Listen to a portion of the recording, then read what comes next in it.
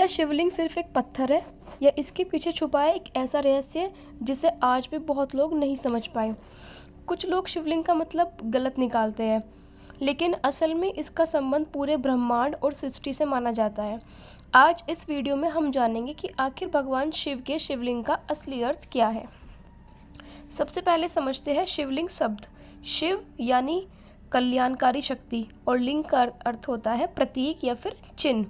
यानी शिवलिंग का मतलब है भगवान शिव का अनंत शक्ति का प्रतीक।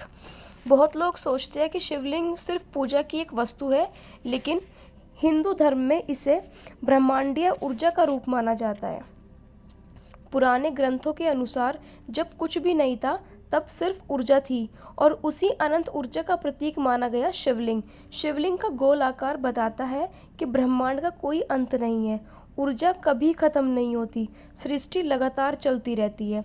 इसलिए शिवजी को आदि और अनंत कहा जाता है। एक प्रसिद्ध कथा के अनुसार एक बार ब्रह्मण और विष्णु में बहस हो गई कि दोनों में सबसे बड़ा कौन है। तभी अचानक एक विशाल अग्नि स्तंभ प्रकट हुआ। उस स्तंभ का न कोई आदि था न अंत। ब्रह्मा ऊपर खोजने गए, विष्णु नीचे, लेकिन दोनों उसका अंत नहीं ढूंढ पाए। तब समझ आया कि ये स्वयं शिव है, अनंत, असीम और सबसे परे। और उसी अग्नि स्तंभ को शिवलिंग का रूप माना गया। अब हम जानते हैं कि शिवलिंग पर हम जल क्यों चढ़ाते हैं। शिवलिंग पर जल चढ़ाने को अभिषेक कहा जाता है। मान्यता है कि इससे मन शांत होता है और नकारात्मक दूर होती है। जल का अर्थ है शांति और शिव का अर्थ है संतुलन।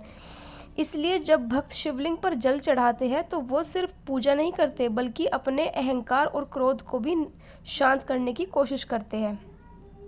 शिवलिंग हमें क्या सिखाता है? शिवलिंग हमें सिखाता है कि हर चीज़ अस्थाई है, शक्ति बाहर नहीं अंदर होती है, सच्ची शांति ध्यान और संतुलन में है। कैलाश पर्वत पर ध्यानमग्न शिवजी इसी बात का प्रतीक है।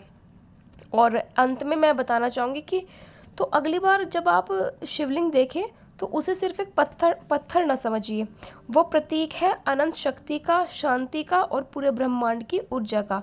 तो हर हर महादेव। वीडियो अच्छी लगी हो तो लाइक कमेंट शेयर ज़रूर करें और मेरे चैनल को सब्सक्राइब करें। Thank you.